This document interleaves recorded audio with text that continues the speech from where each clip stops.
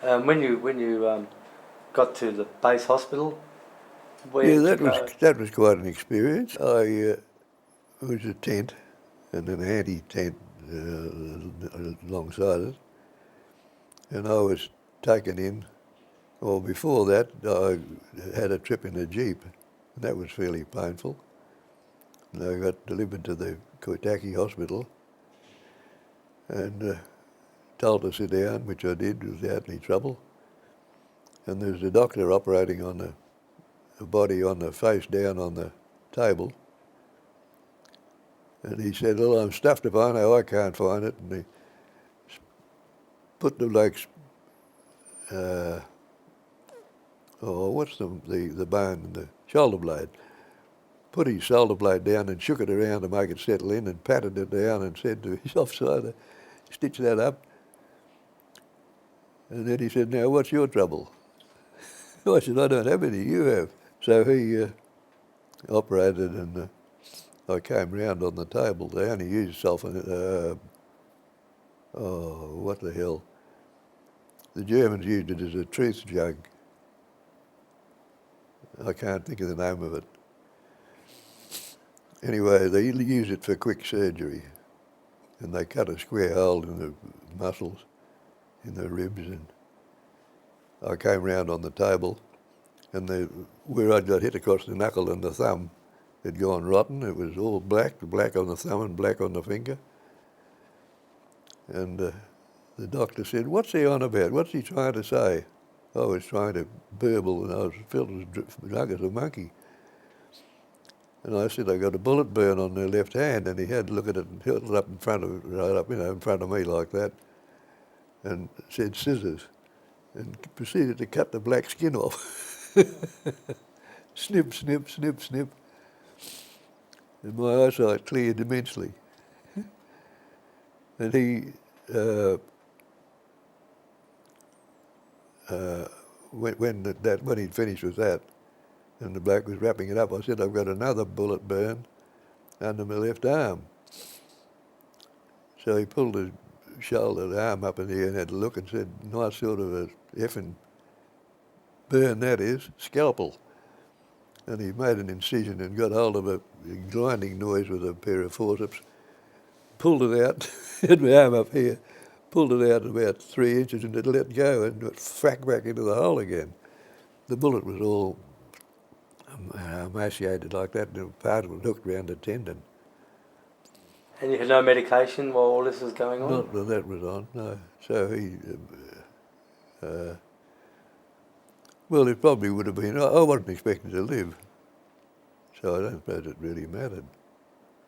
It turns out the bullet that went through the lung went through the bottom of the lung, and the bullet that went through the pericardium, the heart, the muscle bag of the heart, where the bullet exited from the bag, it left a tuft of green shirt in the hole, and I didn't lose any pericardial fluid, which normally is, the end of the road. I didn't know that until I was on the wharf in the hospital ship and lying back like a great mucktar, not feeling very robust. And they had my envelope pinned to me, so I turned it up to have a look at it, and that's where I found out about the pericardium. The pericardium had a ring around it. But I had a wonderfully lucky life. So where did you go after you recovered from the hospital? Where did your life take you from there?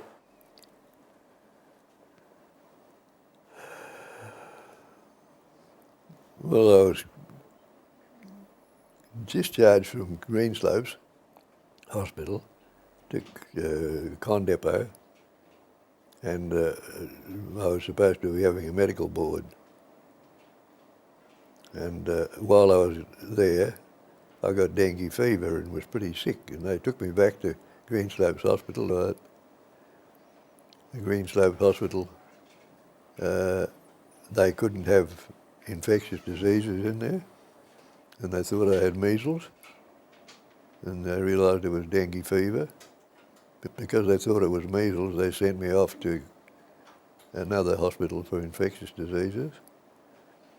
And well, I was there for a fortnight, and one of the VADs said to me, I had my hat on the rack with a colour patch on it. She said, I saw 3 men from your battalion today when I was in town.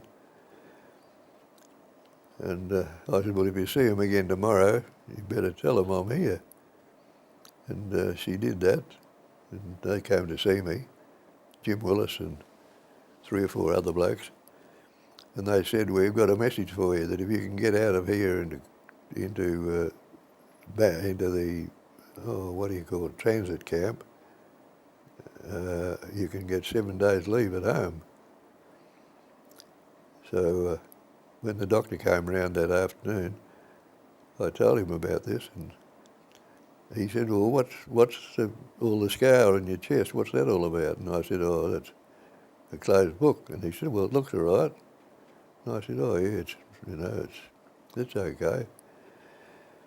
He said, well, I can't stand in your way. He said, if you undertake to come back here when you've had your 7 days leave, you can go now.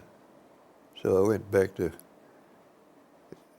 I can't think of the name of the exhibition at Queensland, caught the train home, had 7 days home leave, and then when I got back to Claremont on the 8th day, Sublett said, good day, what are you doing? This is Colonel Sublett. Didn't expect to see you. And I said, no, I didn't either, really. He said, do you want to go back to the battalion? And I said, yes.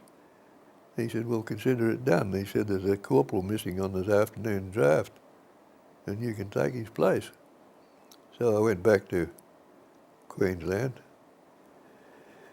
and I omitted to go to the infectious diseases hospital.